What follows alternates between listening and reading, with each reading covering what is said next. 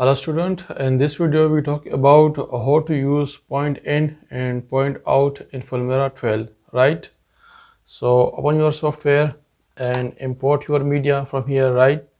So I import this media clip. Now click on double click, right?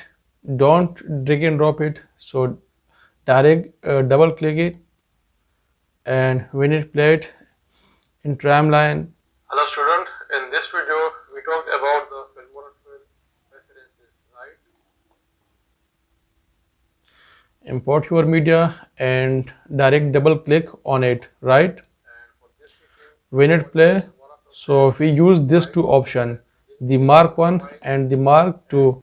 We use this 2 point, the mark one, the mark in and the mark out, right? It is also called the point in and the point out. So first we choose the point in, right?